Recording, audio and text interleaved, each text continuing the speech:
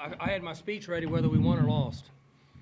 So, and you guys watch the same game. Texas is good on defense. They dropped 8 and played coverage, and we didn't run the ball very well. We made too many mistakes trying to block people. We went down a lineman, put another guy in, and didn't play very well. Then we couldn't convert short yardage, couldn't kick field goals. We weren't very good at kickoffs. And their punter is – did he win the Ray Guy last year? No, he was the final. Yeah, he should have won it. He changed the field on us. I don't know what the yardage is. I just know that every time we got a little bit of field position, he changed the field. And then when they punted and didn't have it, he downed it inside the 10. He was fantastic for them. So essentially for us, a game filled with mistakes other than on defense. And I told the team in there that it was the best defensive play that I've seen in a long time. I can't remember very many years back now, but I'm going to say as long as I've been a head coach on the road, I've never seen a defense play like that in dealing with all the adversity. I mean, we just kept putting them back on the field. They made a play, put them back on the field, put them back on the field, put them back on the field, over and over and over and over and over, and they just kept making plays. Had every reason in the world to say, okay, they scored one more touchdown and we lose the game. And then my press conference is the exact same. So, only good news is I knew that when Ramon went up and I saw his hands, I knew he would make the catch because he's a former quarterback. And it was kind of a soft pass, and I knew right then, and I was trying to figure out why that happened. I didn't know I'd been living so good. But I did tell the quarterback after the game that I was essentially a little bit upset that the game ended that way. He's a really good player, and I've been in that situation before, and I know that's hard for him to lose that way. But it's good for our guys. Our backs are against the wall.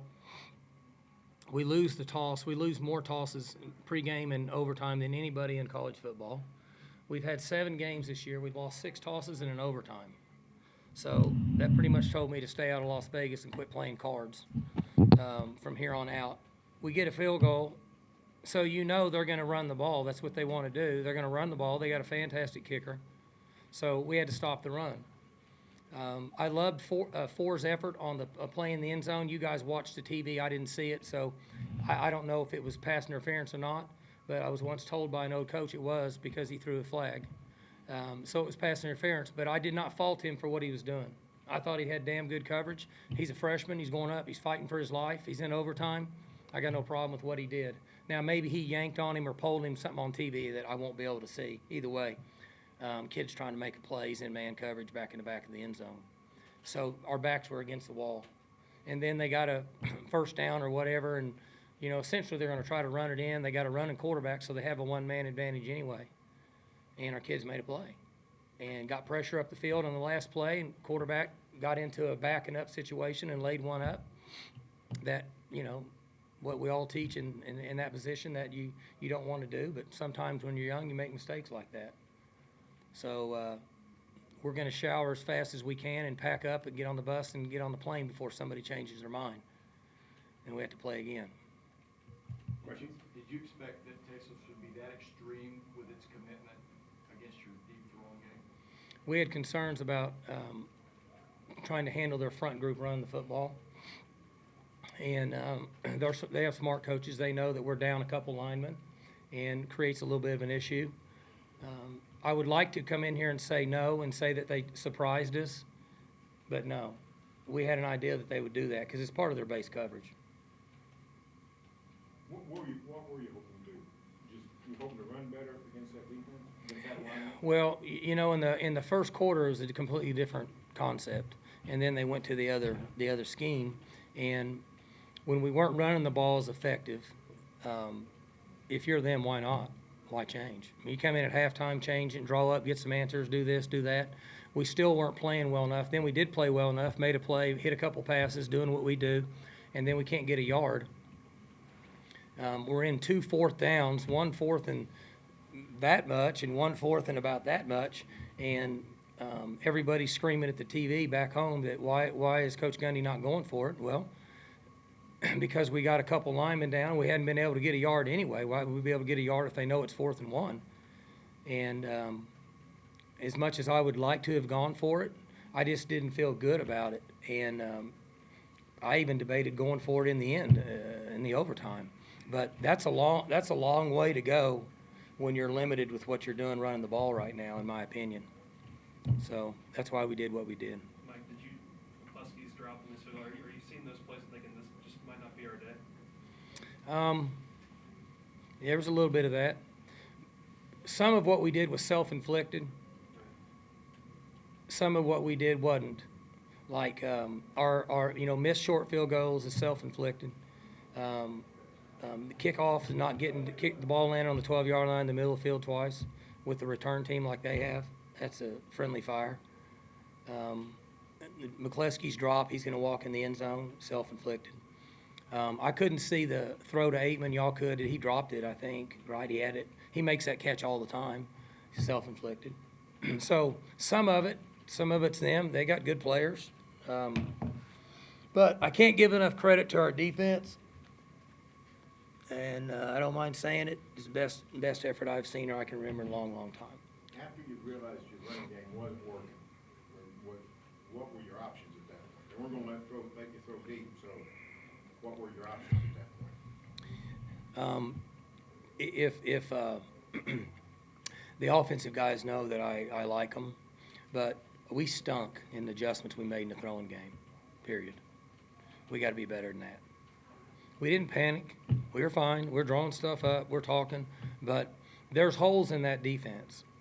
Okay, it's 2 robber, 3 down, 2 4 eyes, nose guard, essentially 1 backer, 2 alley players, and a robber guy back there about 8 yards. You see it in high school football all the time. There's holes in it. We just didn't get to it.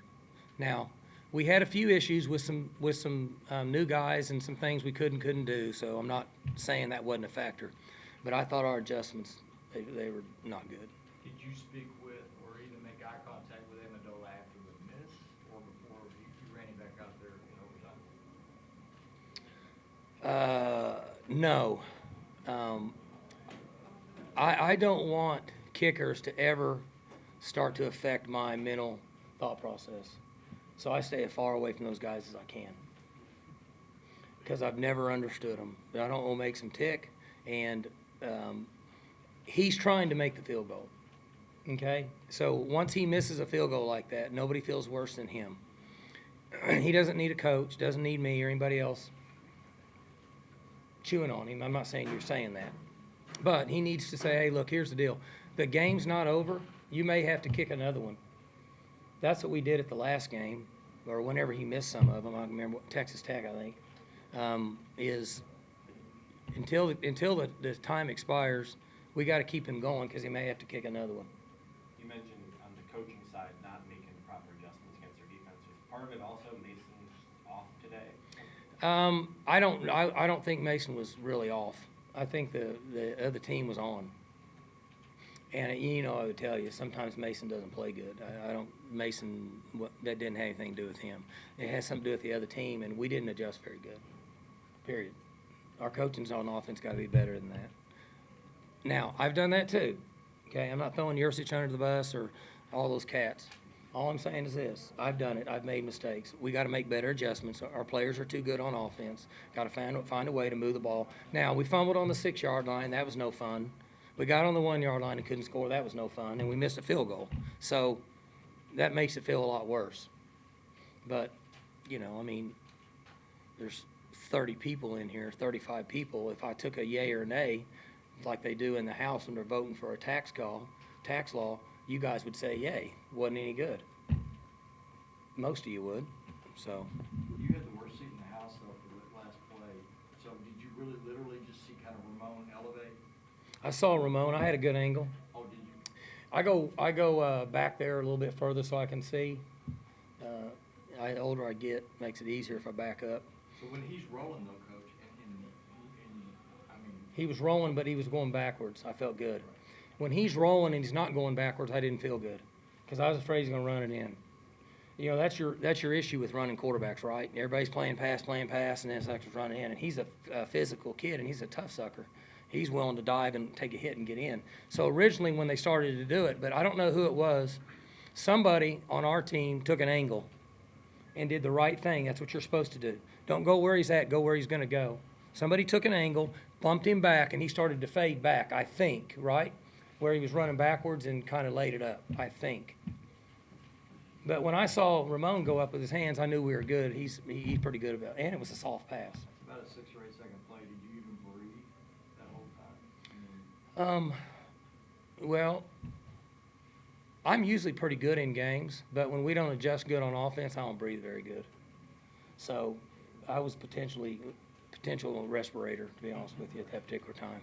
How special do you think that was for Ramon? He's not from too far away from here. Looked like he had family in the stands, being a Texas guy. Well, you know Ramon's story. It's a borderline miracle that he's even playing based on what was wrong with him when he was a little kid. And good things happen to guys that do the right thing all the time. I don't want to blow it out of proportion too much, but the reason we won this game is because of our culture and what we do and who we are. Our backs are against the wall. There's 95,000 people here, I think. How many does this place hold? There's 100. I mean, it's a fish store. There's 120,000 people here. It's like Soldier Field in the 60s playing the city championship in high school. There's 125,000 people here, and our backs are against the wall, and he made a play. And it's great for him. I'm sure all his people are here. What'd you do during the field goal in overtime? Do you watch? Do you? I'm usually still bitching and complaining about not getting it on third down. And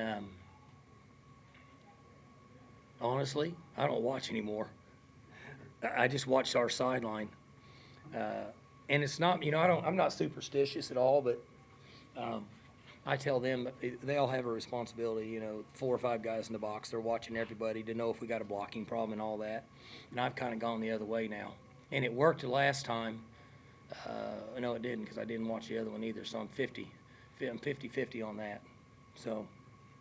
You take some positives out of, not being able to execute the way the offense would still come out with a win against a team that was very tough. Yeah, I kind of led into this and then got into the defense to say the same thing I told to them. Forever around here, it's been the offense saved us. For 6-8 years, defense can't stop anybody. Offense saved them. Offense saved them. Well, you got to score more. The text messages I get all the time from all my buddies that I grew up with that don't know anything is you better score more than them. Better keep scoring. Really? I mean, I know that. And so the defense played their ass off, period, and won the dang game. And that's what you take from it, is that, okay, the offense stumbled over their own feet, couldn't make a play, and the defense did. And that's what I said earlier, over and over and over and over. And we lost the field position battle, right? We got our butt kicked.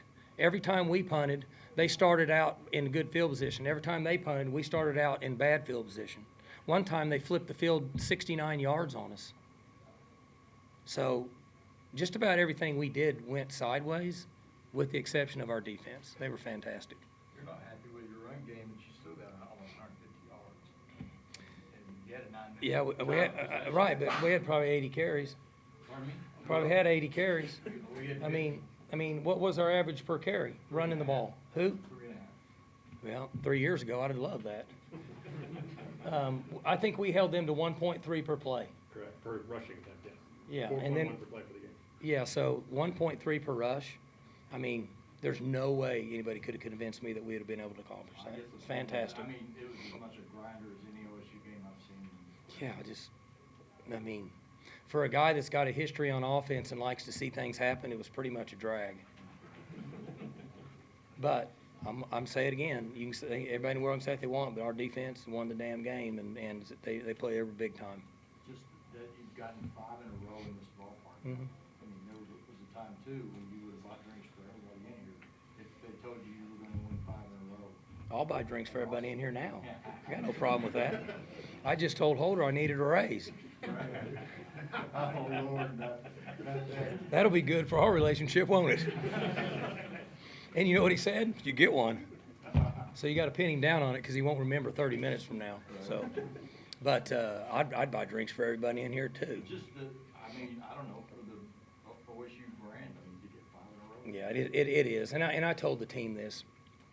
You guys that have 1 year left and 2 years of eligibility left, they've never lost down here.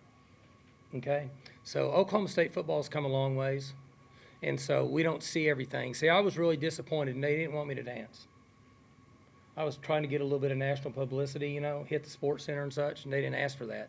And now they've gotten so used to winning, they don't even ask me to dance, and so that's a downer for me.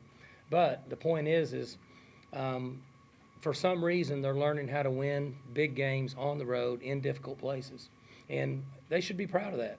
Kids that grow up in the state of Texas understand Texas football, and they come down here and win every year up to this point. They should be proud of that. Nothing against Herman, nothing against Texas, but our kids should be proud of that. If you think back on your years, is maybe this the closest to Missouri, maybe in '08, in regard to your defense going on the road Mhm. against a good team and pulling? That's a them good out? call. Yeah, because when we played them, they had never had a 3 and out. Remember? And we played them like the 8th, 7th, or 8th game of the year, and they had never had a 3 and out an entire up to that point, and we did it on the first series. So we wanted to pack up and leave right then, but they made us play the rest of the game. But yeah, that was about as good as our defense played. Mike, you're already on a couple of backups on the offensive line, and you lose Tevin, and then for play, you lose Marcus. I mean, you guys have had a lot of years where you've had a healthy offensive line. When you see, Marcus come off the field, and you've got Deontay and Junior and those guys out there, what are you thinking? Well, I'm thinking about trying you out. I'm looking at you sitting over there. We might need to get you some cleats. We're down to the bare minimum, I'll put it that way. Junior came in. Junior has to make some plays. Tevin's dinged a little bit, and I don't think it'll be an issue to get him back. Crabtree looked like to me played pretty good. You know, he obviously doesn't feel great, but he's playing hard. I think we'll get something out of Lundblade this week. I originally thought Lundblade was going to be a 6-week guy, and I think that he'll give us something this week. I don't know for sure. We'll just see how he holds up. But it's definitely thin over there. You know, it's like Gene Hackman in Hoosiers when he started looking on the bench for a replacement player and there was nobody there. That's kind of what happens to us now. We're looking for O-linemen. Turn around, there's nobody there. So those guys are going to have to find a way to make a play. Mike, Last couple here. you know on a weekly basis, whoever you go up against, defensively, they're going to try and throw you different stuff, try and get creative, try and trick you, or dare you to do something like run today. How's your guys handling that challenge on a weekly basis, you feel like? The next group's going to do what they did. If I play you in basketball and I run a box and one on your best player and I play that good, the next team's going to run a box and one. We're going to get that. So our guys better figure it out. Plus West Virginia plays that anyway. West Virginia plays two rob or 2 holes, so it'd be pretty safe to say they're going to start out that way and they're going to say, have you figured out what to do? If not, then good luck. Have you ever seen a deep safety play defense at one play, they were 40 yards back? They were so far back that I thought they thought it was a punt. I asked him, I said, why is that guy that far back? And somebody was on the headphone being a smart butt and said, well, we ain't stopped him yet, or they've stopped us. What difference does it make? And I said, well, yes, that's true. That's bad though. But I thought there was 10 people at one time, and they said he's way back there, and I thought he thought it was punt. So you have to give him credit. I mean, but we got to be better. We got to make better adjustments. Got to find out a way to move the ball, and we will. But that's what we're going to see. On their long pass play down the sideline in the second quarter, did you think that he stepped out, and what was going through your mind after that? Shit. I mean, that's what I said to myself when it happened. And let me give you an example of Ford took a play off.